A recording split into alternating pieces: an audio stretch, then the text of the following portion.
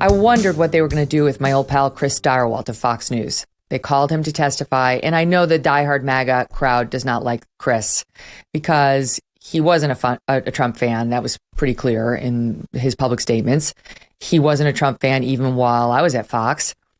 And I don't think there's anything wrong with that. I think he's allowed to be anti-Trump. He's just not allowed to have his work product reflect that.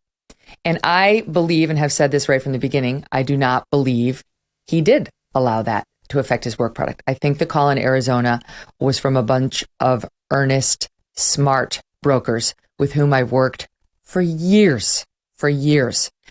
So I was kind of feeling uncomfortable watching him, about watching him. Like, what are they going to do to him? And I hope he doesn't self-aggrandize and do anything to make the shitstorm that entered his life come back after Arizona. And he didn't. I thought he handled himself very well. He stuck up for the Fox decision desk on that call. And he's right. They are the best in the business. And he explained why they were able to call Arizona before anybody else was. And I completely believed what he said, as I said at the time. My other friend, Steven Crowder, came on the show shortly after the election, and he went to town on Chris and the decision desk on Arizona. And I defended them then. And I worked very closely with them, much closer than anybody who's talking about this issue in media has. Anyway, I thought he did fine. I don't know that it was necessary. I'm not exactly sure what he was doing there. Why are we relitigating Arizona and Fox News's call? Right? He didn't speak to any pressures that Trump put on Fox or him. So I'm not exactly sure why that was there. Right now, today just seems to be an attempt to convince the American people that Trump did in fact lose, something I also believe. Is that worthwhile? And what do you make of this sort of phase two? Because phase one was like the riot was bad and Trump said incendiary things and there are white supremacists who showed up. This is more like he lost. Get over it. Right. So first, let me address something that you said right up top, which is that I'm not covering this on my show and sort of the difference and why I like that people watching this right now probably watch both of our shows or at least take in a little bit. My feeling about this, generally speaking, was there are so many crazy things happening in this country that, of course, you cover as well, from inflation and supply chain and Russia, Ukraine and everything else, that I was just like, you know what? This to me is just a sideshow right now. If some sort of bombshell was to appear, if there was some true smoking gun, if there was a memo that Trump wrote that said we are going to get the National Guard out and, take out Pence, or like some crazy stuff that we have not seen any of it, a year and a half later, of course I would cover it. But my general feeling is, like, as someone that tries to translate news to people, I wanted to keep it on the things that I think actually are affecting their lives on a day-to-day basis. But that being said, I think it's great that you, especially as a former lawyer, and in this case, specifically talking about what's going on right now, as someone that worked at Fox, and I remember about a year ago, I was on your show and we were talking about this, and you were talking about the veracity of the Fox decision desk and how good they are. So I think it is worthy of talking about, but everyone just has their own little angles on this. Look, as far as the goal of this thing, to me, that's what, if there's something we should talk about, that's what it should be. Like, what is the actual purpose here? Is it to convince more people that Trump ginned up, this alt-right white supremacist army to take over the Capitol, even though they had no weapons, there were no plans? It turns out that one guy had a Lego set of the Capitol or something like that. That is not to defend people that broke windows or did things they shouldn't do. But as you know, Megyn, there's plenty of video of officers literally opening up doors for them, moving barricades and letting them in. So there's a lot of confusion there. So one of the things that what I have seen in the little bites that I'm seeing on Twitter, it's like, you're right. They are changing audio on things. They seemingly are selectively editing things or showing things out of context or out of order. And the real question to me is, who is this going to? So we all live in our own little bubble in a way. I don't know anyone in my world that cares about this. I really don't.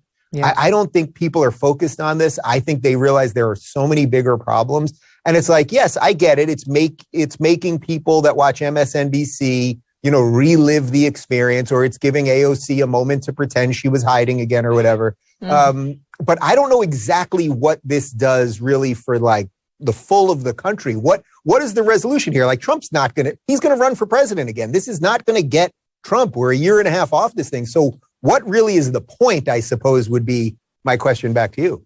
Yeah, well, it's clearly political. They they had a bite at this apple. Remember the second impeachment attempt?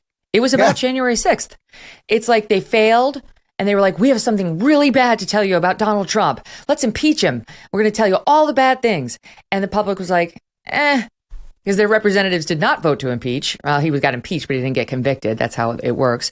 And they're like, no, it's really, really bad. Listen to us again. Give us a second chance to convince you about how bad it was.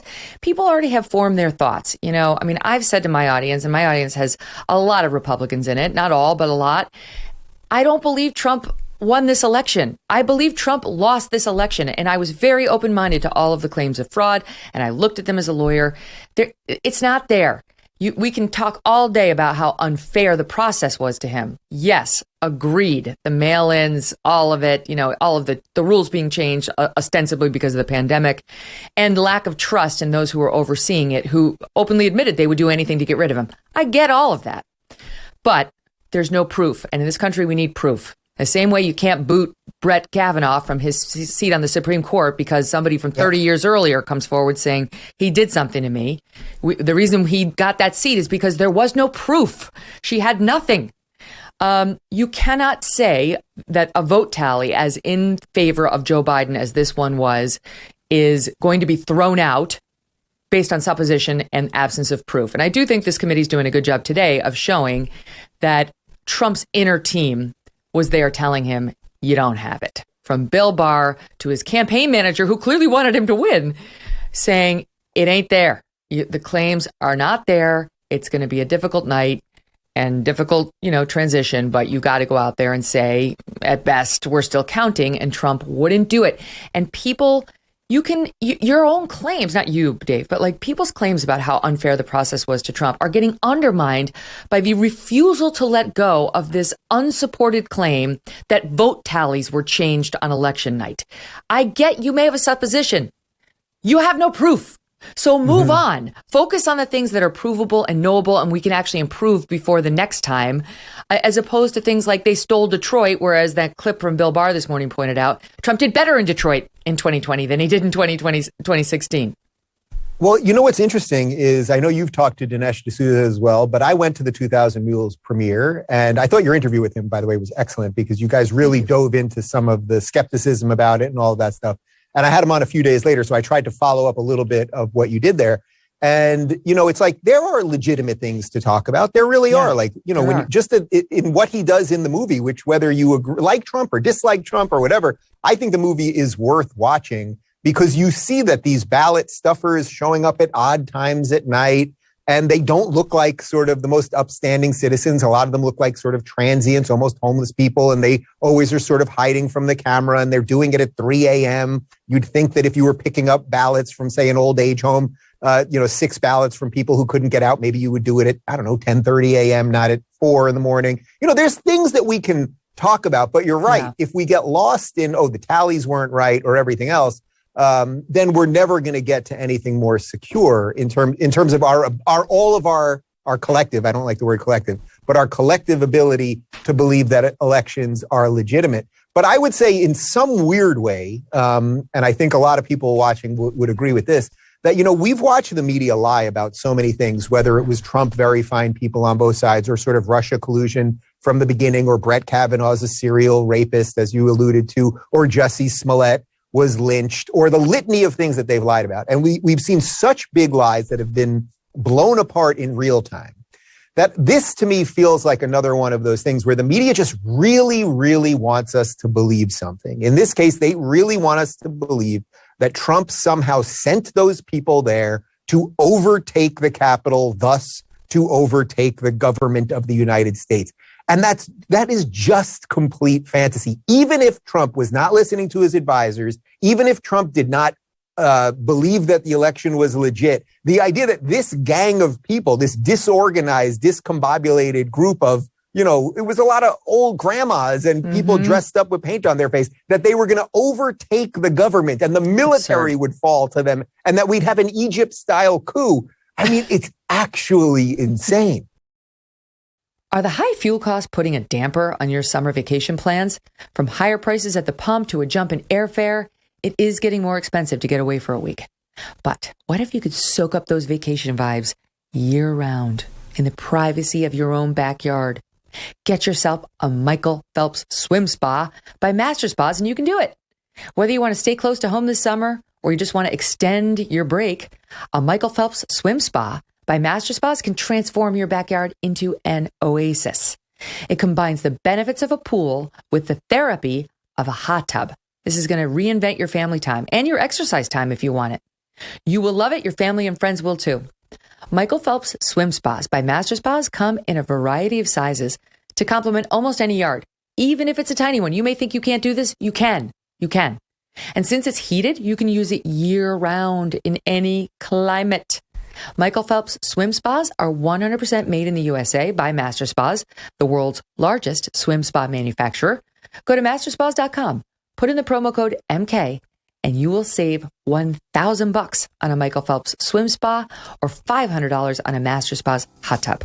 That's masterspas.com, promo code MK. Hey, thanks so much for watching. If you like what you just saw, hit the subscribe button for more clips and full episodes.